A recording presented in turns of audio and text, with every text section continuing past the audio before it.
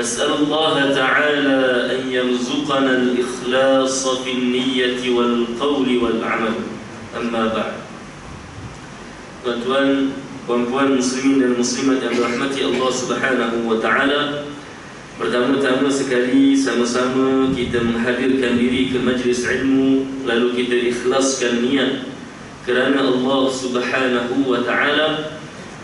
Kerana menghadiri majlis ilmu ini merupakan salah satu ketaatan dan ibadah kepada Allah Subhanahu wa taala, maka jangan lupa sama-sama kita ikhlaskan niat dalam melakukan ketaatan ini kerana Allah Subhanahu wa taala. Tuan-tuan yang dirahmati Allah Subhanahu wa taala, pada malam ini kita akan sambung perbahasan di dalam ringkasan kitab Syu'abil Iman, iaitu ringkasan kepada cabang-cabang iman, yang mana pada pertemuan yang pertama kita telah bahaskan apakah cabang iman yang pertama, yang mana ia merupakan cabang iman yang paling tertinggi di kalangan yang lain, iaitu keimanan kepada Allah Subhanahu wa taala. Dan kita telah bahaskan apakah yang dimaksudkan dengan beriman kepada Allah Subhanahu wa taala, dan kita telah sebutkan apakah sifat-sifat yang wajib yang ada pada Allah Subhanahu wa taala, dan kita menyebutkan bahawasanya keimanan kepada Allah Subhanahu wa taala merupakan syarat utama diterima amalan seseorang. Maka pada malam ini insya-Allah taala kita akan menyambung pada cabang iman yang kedua, iaitu beriman kepada para anbiya. Beriman kepada para anbiya termasuk di bawah makna beriman kepada Allah Subhanahu wa taala. Kerana bila mana kita kata beriman kepada Allah, maka ia membawa maksud beriman kepada para anbiya, nabi yang nabi-nabi yang diutuskan oleh Allah Subhanahu wa taala. Kata Imam Al-Baihaqi rahimahullahu taala, "Ats-tsani al-iman bi rusulillahi 'azza wa jalla sallallahu alaihim ajma'in wa sallam." Liqaulihi ta'ala wal mu'minun kullun amana billahi wa malaikatihi wa kutubihi wa rusulihi. Kata Imam Al-Baihaqi, cabang iman yang kedua adalah beriman kepada para anbiya. Kerana firman Allah Subhanahu wa taala yang mana mafhumnya, dan orang-orang yang beriman setiap di kalangan mereka beriman kepada Allah dan para malaikat, dan dengan kitab-kitabnya dan para anbiya-Nya. Kemudian kata Imam Al-Baihaqi lagi, wa li hadits Umar bin Al-Khattab radhiyallahu anhu fi as-sahihain fi su'al Jibril, al-iman an tu'mina billahi wa malaikatihi wa kutubihi wa rusulihi. Al-hadith. Kata Imam Al-Baihaqi, dan hadis Umar bin Al-Khattab ketika mana Jibril bertanya kepada Nabi apakah makna iman, kata Nabi sallallahu alaihi wasallam, iman itu adalah beriman kepada Allah dan para malaikatnya dan kitab-kitabnya dan para anbiya. Maka di dalam hadis ini tuan-tuan menerangkan bahawasanya antara makna beriman kepada Allah Subhanahu wa taala, antara makna iman beriman kepada Allah Subhanahu wa taala dan beriman kepada para anbiya. Baik, maka insya-Allah pada malam ini perbahasan kita khusus berkaitan dengan para anbiya.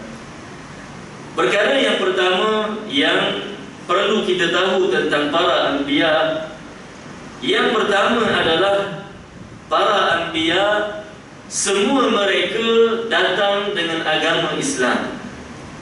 Daripada Nabi yang pertama iaitu Nabi Adam alaihissalam, sehinggalah Nabi yang terakhir iaitu Nabi kita Muhammad sallallahu alaihi wasallam, kesemua mereka menyeru manusia untuk memeluk agama Islam, menyeru mereka untuk menyembah Allah Subhanahu wa taala dan beriman kepada mereka. Maka semua para anbiya mereka membawa agama Islam. Tak ada Nabi yang membawa agama selain daripada agama Islam. Allah Subhanahu wa ta'ala berfirman di dalam Al-Quran, Inna ad-dina 'indallahi al-Islam. Sesungguhnya satu-satunya agama yang diterima Allah Subhanahu wa ta'ala adalah agama Islam. Maka bila mana Allah memutuskan para anbiya, Allah memutuskan mereka untuk menyeru manusia ke arah agama Islam. Kerana hanya agama Islam yang diterima oleh Allah Subhanahu wa ta'ala. Maknanya tuan-tuan, bukan Nabi Muhammad sahaja yang beragama Islam. Bahkan Nabi Isa, Nabi Musa dan umat kepada para anbiya yang sebelumnya, bila mana mereka beriman kepada Allah dan beriman kepada Nabi masing-masing, maka mereka adalah orang Islam.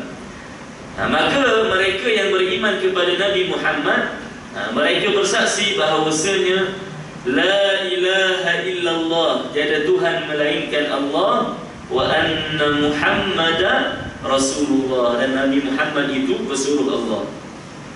Kalau mereka yang hidup di zaman Nabi Musa, maka mereka bersaksi bahawasanya La ilaha illallah, tiada Tuhan melainkan Allah, wa anna Musa Rasulullah, dan Nabi Musa itu pesuruh Allah. Maka para anbiya mereka kesemuanya datang dengan agama Islam. Datang dengan agama Islam. Di dalam sebuah hadis kata Nabi sallallahu alaihi wasallam, al-anbiya ikhwatun li'allat, dinuhum wahid wa ummahatuhum syatta. Kata Nabi sallallahu alaihi wasallam, para anbiya seperti saudara yang sebapa tetapi berlainan ibunya. Saya ulang lagi sekali, kata Nabi, para anbiya ini seperti saudara, maknanya seperti adik-beradik yang satu bapa tetapi lain ibunya. Ibunya berlainan. Apa maknanya? Kata Nabi sallallahu alaihi wasallam, dinuhum wahid, agama mereka satu, yaitu agama Islam. Wa ummahatuhum syatta, dan syariat mereka berbeza-beza. Maka difahami di dalam hadis ini, ia menjadi dalil juga bagi kita bahawasanya para anbiya kesemua mereka berakidah yang satu. Kesemua mereka beragama Islam. Kerana kata Nabi, dinuhum wahid, agama mereka satu, iaitu agama Islam. Tetapi apa yang berbeza? Syariat-syariat yang diturunkan ke atas mereka.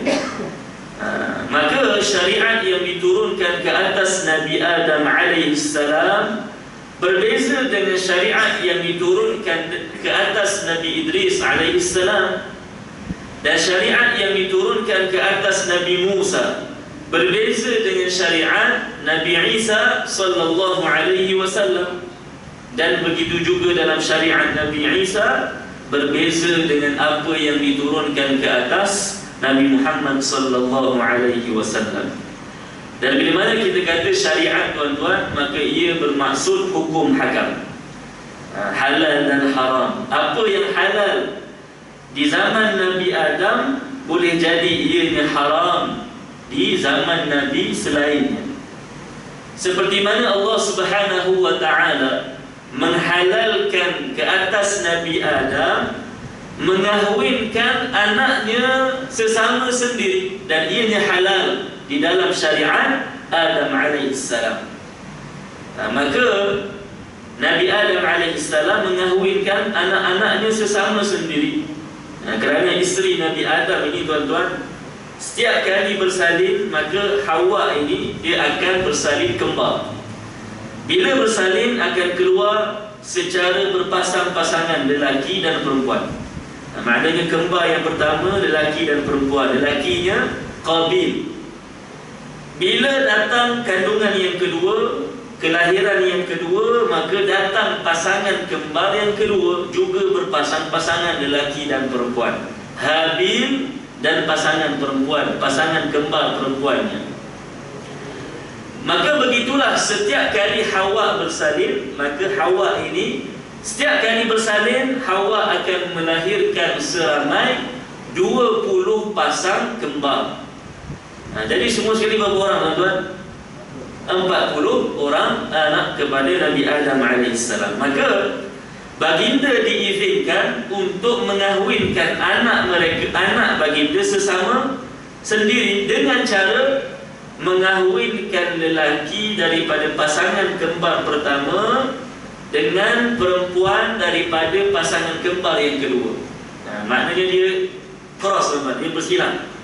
Maknanya tadi kalau pasangan pertama tadi Qabil dengan pasangan kembar ni yang perempuan, dan yang kedua kita kata Habil dengan pasangan kembar perempuannya, maka bagaimana dikahwinkan? Qabil dikahwinkan dengan perempuan pasangan kembar kepada Habil, lalu Habil dikahwinkan dengan perempuan yang merupakan pasangan kembar kepada Qabil, dan begitulah seterusnya. Maka di dalam syariat Nabi Adam, hukum ini halal, dibolehkan, sehinggalah dilantik Rasul yang kedua. Siapa Rasul kedua, tuan-tuan? Nabi Nabi apa, tuan-tuan? Penat Raihan buat lagu. Nabi yang kedua siapa? Adam. Yang kedua? Idris. Allahu Akbar, Idris. Bila mana diturunkan syariat ke atas Nabi Idris, maka syariat ini adalah syariat yang berbeza dengan syariat Nabi Adam alaihissalam. Contohnya seperti perkahwinan tadi, bila mana ianya dihalalkan di zaman Nabi Adam, bila mana manusia telah mula ramai, dan datang pula Nabi Idris, hukum tersebut telah dimansuhkan. Tak ada lagi dah. Maknanya dalam syariat Nabi Idris, kahwin sesama adik-beradik ni menjadi haram. Menjadi haram. Begitu juga sebagai contoh, tuan-tuan, kalau kita ambil contoh yang terdekat lah, iaitu di dalam syariat Nabi Muhammad sallallahu alaihi wasallam. Saya ambil satu contoh perbezaan yang ada di antara syariat ini dengan syariat Nabi sebelumnya. Salah satu contoh seperti melakukan sujud kepada manusia. Melakukan sujud, macam mana kita solat tu, sujud dalam solat. Di dalam syariat Nabi Muhammad sallallahu alaihi wasallam, sujud kepada manusia, dia sujud kepada manusia yang lain. Dia sujud ni macam keadaan dia sujud di dalam solat. Maka sujud kepada manusia ini hukumnya apa, tuan-tuan? Haram. Haram dan berdosa besar. Ini sekiranya dia tidak berniat untuk menyembah orang tersebut. Kalau dia saja-saja sujud, dia bukan nak sembah pun, dia hanya sujud tanda hormat. Contoh, dia nak sujud kepada maknya ke, dia nak sujud kepada tok gurunya sekalipun, hukumnya haram dan berdosa besar. Tapi kalau dia sujud dengan niat sembah, maka itu telah terkeluar daripada agama Islam. Baik, maka di dalam syariat Nabi Muhammad sallallahu alaihi wasallam, sujud kepada manusia ini hukumnya haram. Apakah dalilnya? Di dalam hadis yang diriwayatkan oleh Ibnu Hibban, kejadian yang berlaku antara Nabi dengan sahabat baginda Muaz bin Jabal. Satu ketika, tuan-tuan, Muaz ini dia baru sahaja pulang, baru sahaja balik ke Madinah daripada Syam, daripada negeri Asy-Syam. Muaz bin Jabal ini, tuan-tuan, bila mana baru balik dan dia nampak sahaja Nabi, dia datang. Lalu Muaz ini melakukan sujud kepada Nabi sallallahu alaihi wasallam. Okey, dia sujud macam kita sujud dalam solat. Bila mana Muaz melakukan hal sedemikian, kata Nabi sallallahu alaihi wasallam, "Ya Muaz, ma hadha?" Wahai Muaz, kau buat apa ni? Maka kata Muaz radhiyallahu anhu, "Ya Rasulullah, fa inni ra'aitu an-nasa fi Syam." Kata Muaz ni kan dia baru balik daripada Syam. Jadi Muaz ni dia nak menceritakan apa yang dia melihat ketika mana dia berada di Syam. Dan ketika di Syam, Syam ini, tuan-tuan, pada zaman dahulu dikuasai oleh kerajaan Rom. Maka ramai manusia yang hidup di Syam ini, mereka sama ada dipaksa ataupun dengan sukarela menganut fahaman Nasrani, Kristian. Dan mereka ini menyembah pendeta-pendeta Rom tersebut, sehingga kan mereka sujud kepada pendeta-pendeta mereka yang berjawatan tinggi di dalam fahaman tersebut. Maka Muaz melihat orang yang tinggal di Syam ini sujud kepada pendeta-pendeta mereka. Maka kata Muaz, bila mana Nabi tanya tadi kenapa dia sujud, kenapa dia buat sedemikian, kata Muaz, "Ya Rasulullah, wahai Rasulullah, fa inni ra'aitu an-nasa bisyam." Sesungguhnya aku telah melihat manusia ketika mana aku berada di Syam. Ra'aitu an-nasa fi Syam yasjuduna li batariqatihim wa asaqifatihim wa anta aula bidzalik. Kata Muaz, "Ya Rasulullah, aku melihat manusia di Syam, mereka sujud kepada pendeta-pendeta mereka, sedangkan engkau, ya Rasulullah, terlebih baik untuk aku sujud kepada kamu." Maka sebab itu Muaz dia sujud. Maka Nabi setelah mana mendengar perkataan tersebut, apa kata Nabi? "La taf'al." Kata Nabi, jangan kau buat. Walaupun kau tengok mereka sujud kepada sesiapa sekalipun, jangan buat. Kata Nabi, "La taf'al." Ini satu larangan daripada Nabi, larangan yang keras. Kemudian apa kata Nabi lagi? Nak menegaskan bahawasanya perkara itu dilarang. Kata Nabi sallallahu alaihi wasallam, "Lau kuntu amuru ahadan an yasjuda li akhar la amartu al-mar'ata an tasjuda li zawjiha." Kata Nabi sallallahu alaihi wasallam, kalaulah benar aku menyuruh kalian untuk sujud kepada yang lain, nescaya terlebih dahulu aku akan perintahkan seorang isteri untuk sujud kepada suaminya. Tapi adakah Nabi menyuruh kita melakukan hal sedemikian? Ada tak Nabi suruh seorang isteri sujud kepada suaminya? Tak ada. Sedangkan Nabi nak menggambarkan bahawasanya kalaulah betul aku perintahkan manusia untuk sujud sesama lain, nescaya Nabi akan suruh dulu seorang isteri untuk sujud kepada suami. Tetapi Nabi tidak menyuruh hal sedemikian. Maka ini menunjukkan, tuan-tuan, sujud kepada manusia ini hukumnya haram. Maka sebab itu kalau tuan-tuan melihat ada yang mengamalkan perkara sedemikian, kita, tuan-tuan, secinta dan sekasih dan sehormat macam mana pun kita kepada ibu dan ayah kita, kasihlah ia, cintakan kepada mereka sesuai dengan apa yang diajarkan di dalam syarak. Apa yang boleh dilakukan, kita lakukan, dan apa yang tidak boleh dilakukan, maka kita tinggalkan. Antaranya sujud tadi. Mana kata tuan-tuan, kalaulah kita nak tunjukkan sangat ketinggian hormat kita kepada mereka, tidaklah perlu sehingga kita sujud kepada mereka seperti mana yang kita lakukan di dalam solat. Kerana sujud kita di dalam solat hanya untuk Allah Subhanahu wa ta'ala. Baik. Begitu juga dengan sesiapa sahaja. Kalau tuan-tuan tengok ada tok guru ke, dia ni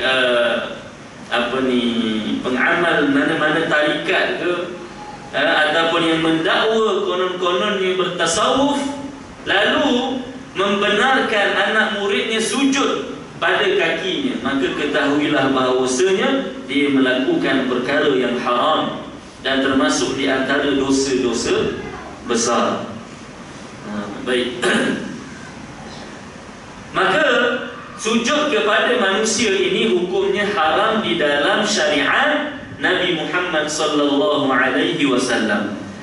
Adapun di dalam syariat yang lain seperti syariat Nabi Adam alaihi salam, sujud kepada manusia ini dibolehkan, halal di dalam syariat Nabi Adam alaihi salam. Apa dalilnya?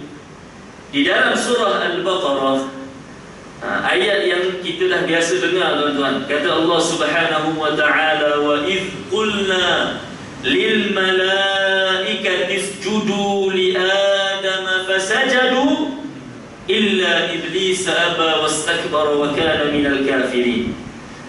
Apa kata Allah? Wa idh qulna lil malaika, ketika mana Allah memerintahkan kepada malaikat, usjudu li Adam, sujudlah kepada Adam, fasajadu, lalu mereka sujud, illa iblis, melainkan iblis. Maka mungkin ada yang tanya, tadi Ustaz kata haram sujud kepada orang, ni haram, kenapa Allah memerintahkan para malaikat untuk sujud kepada Nabi Adam? Nabi Adam kan manusia. Kenapa? Jawapannya, kerana sujud kepada manusia di dalam syariat Nabi Adam, ia adalah harus, maknanya ia boleh dan bukan satu kemaksiatan seperti mana yang dilarang di dalam syariat Nabi Muhammad sallallahu alaihi wasallam. Sebab apa tuan-tuan?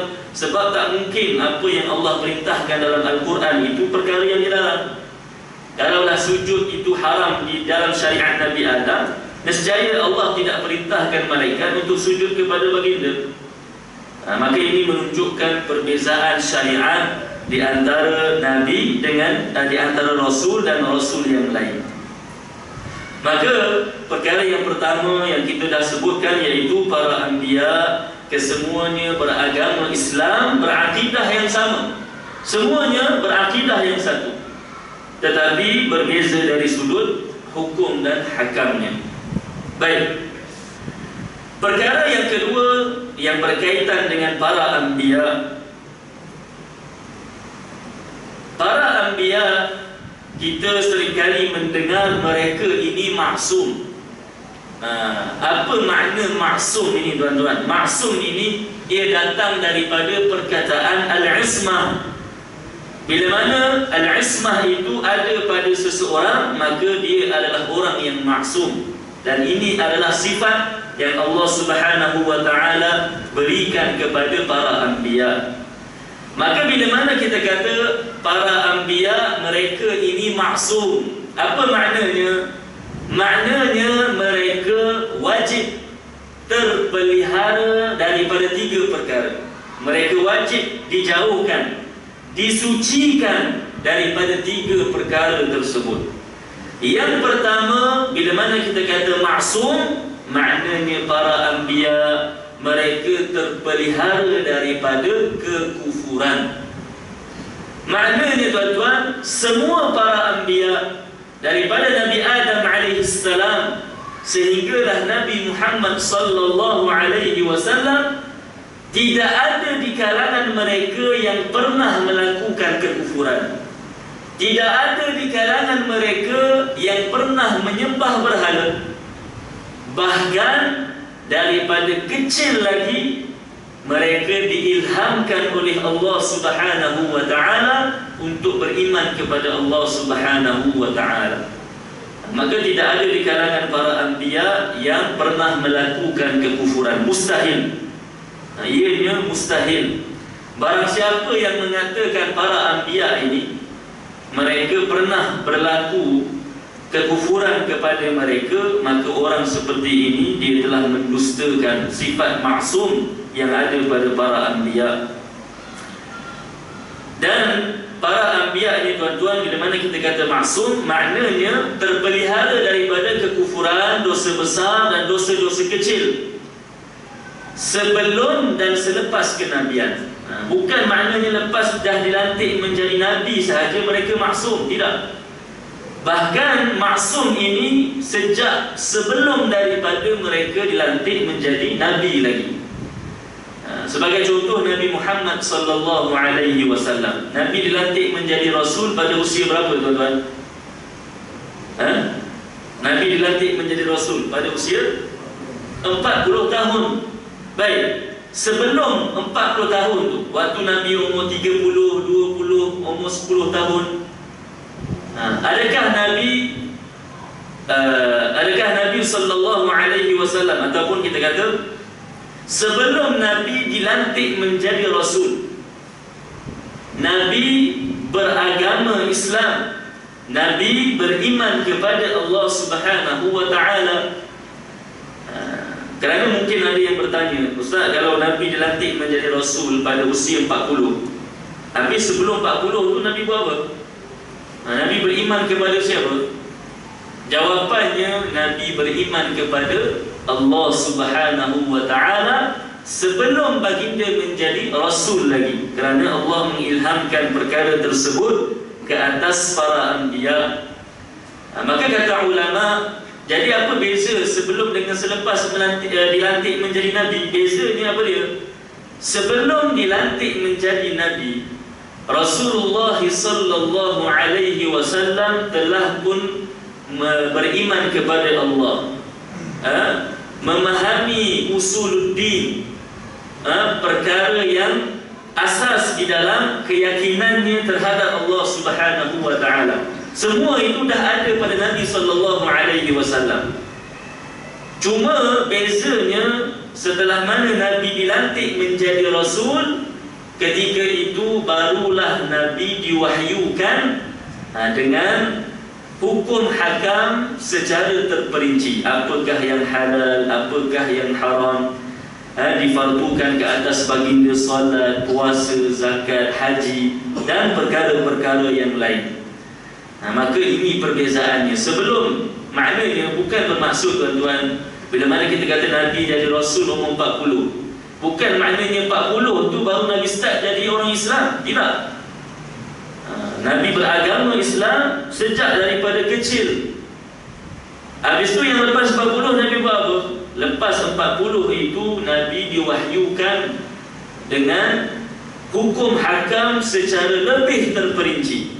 Sebelum itu Nabi tidak tahu lagi apakah hukumnya solat, puasa, zakat, halal dan haram. Nabi belum diwahyukan dengan perkara tersebut. Tetapi dari sudut keyakinannya, Nabi dah memang beriman kepada Allah. Maka para anbiya tidak ada di kalangan mereka yang pernah berlaku kekufuran. Adapun di dalam Al-Quran, mungkin tuan-tuan pernah membaca ayat-ayat di mana ia mengisahkan tentang Nabi Ibrahim alaihissalam ketika mana bersama dengan kaumnya. Kaum Nabi Ibrahim ini tuan-tuan semuanya menyembah berhala. Mereka ini mencari-cari Tuhan. Dan Nabi Ibrahim cuba untuk membuktikan kepada mereka bahawasanya tiada Tuhan melainkan Allah. Adapun matahari, bulan, bintang, mereka ini semua tidak layak untuk dijadikan Tuhan. Maka di dalam Al-Quran ada beberapa potong ayat Al-Quran yang mana kata Nabi Ibrahim, hadza rabbi. Bila mana Nabi Ibrahim melihat bulan, kata Nabi Ibrahim, hadza rabbi. Baik, ayat ini tuan-tuan kena hati-hati ketika memahaminya. Dan ayat ini ia tidak difahami melainkan daripada tafsirannya. Kerana kalaulah seseorang itu dia memahaminya secara luaran sahaja, dia direct translate, dia translate, dia terjemah ayat itu secara langsung tanpa melihat kepada tafsirannya.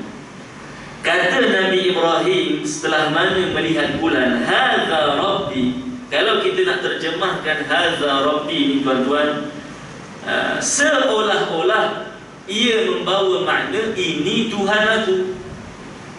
Hadza rabbi, seolah-olah ia membawa makna ini Tuhan aku.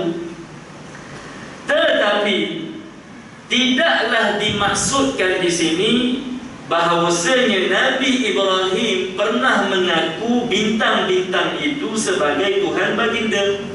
Maknanya tuan-tuan, ayat ini bukan maksudnya bila mana Nabi Ibrahim tengok bulan lalu katanya ini Tuhan aku. Bukan itu maknanya. Bukan itu maknanya. Maknanya Nabi Ibrahim tak pernah mengaku bintang-bintang ini sebagai Tuhannya. Jadi apa makna ayat ini, hadza rabbi? Kata ulama tafsir antaranya Ar-Razi, hadza rabbi ala taqdiri al-istifhamil inkari. Katanya firman Allah hadza rabbi, ia datang dalam bentuk persoalan, ia ditakdirkan dengan persoalan yang berbentuk pengingkaran. Ini penting tuan-tuan untuk kita faham, kerana ia sedikit berkait rapat dengan bahasa Arab. Dia kata apa? Hadza rabbi, ini sebenarnya makna sebenarnya satu bentuk persoalan yang yang datang dalam bentuk pengingkaran. Seolah-olah dia bertanya, ahadza rabbi? Seolah-olah Nabi Ibrahim bertanya, ini ke Tuhan aku? Maka bila mana dia kata ini ke Tuhan aku, bukan maksudnya dia mengaku ini Tuhan dia. Tetapi bila mana melihat bulan, lalu kata Nabi Ibrahim, hadza rabbi, maknanya ini kau kata Tuhan aku, maknanya ini bukan Tuhan aku.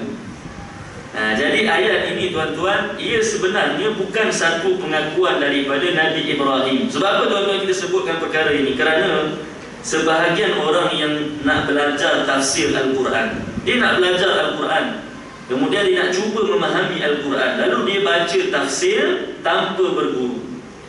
Lalu bila mana sampai ayat seperti ini, dia pun faham apa? Oh, rupanya Nabi Ibrahim ni pernah mengaku bintang sebagai Tuhannya.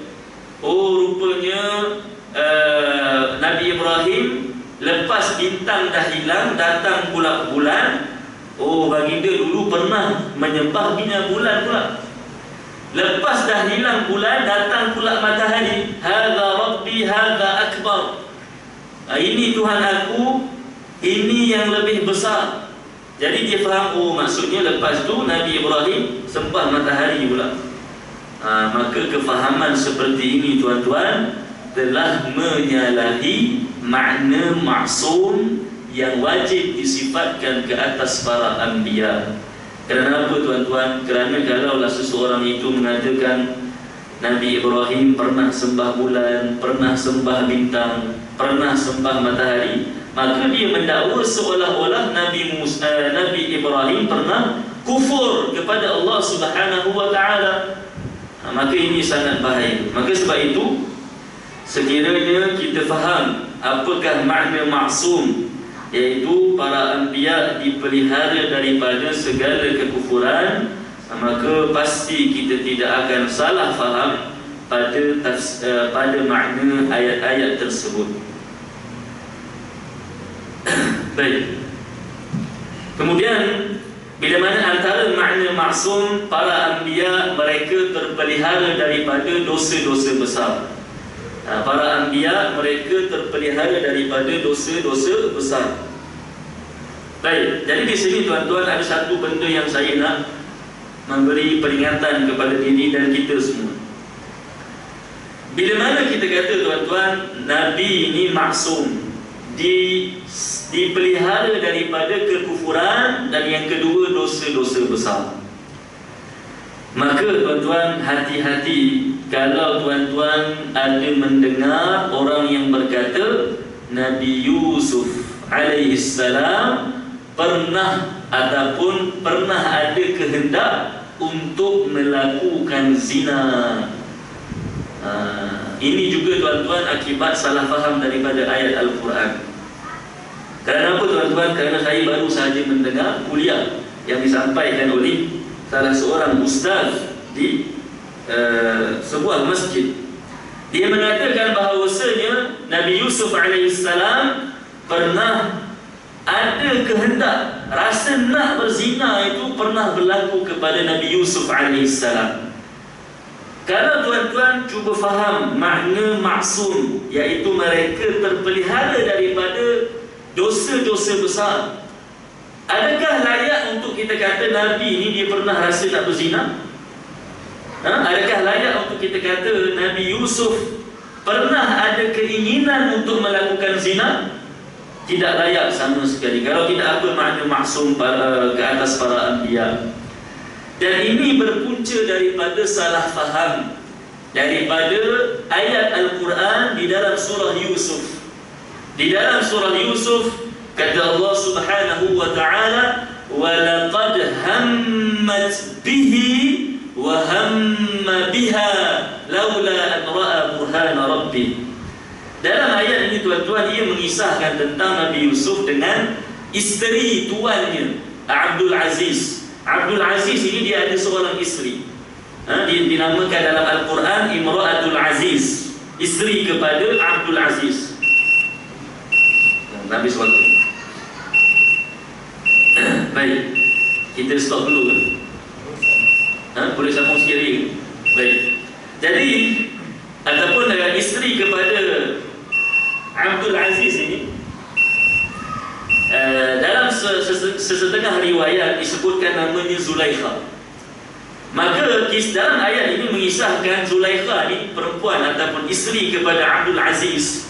Dia tergoda melihat ketampanan dan handsome-nya Nabi Yusuf alaihissalam, sehingga kan dia nak berzina, melakukan perkara yang keji dengan Nabi Yusuf alaihissalam. Maka dia mengunci pintu, masuk ke dalam bilik Nabi Yusuf, dikunci pintunya. Wa ghallaqatil abwab, kata Allah dalam Al-Quran.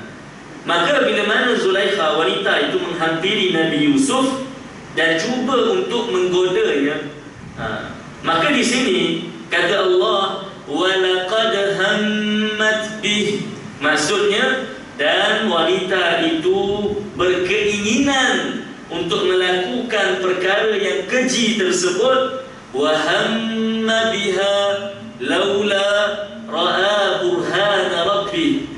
Antara salah satu tafsiran daripada ayat ini, wa laqad hammat bihi, maknanya wanita itu berkeinginan untuk berzina.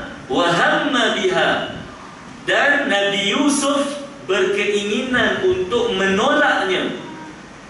Laula an ra'a burhana rabbi, tetapi oleh kerana Nabi Yusuf melihat isyarat ataupun tanda daripada Allah Subhanahu wa ta'ala supaya tidak menolaknya.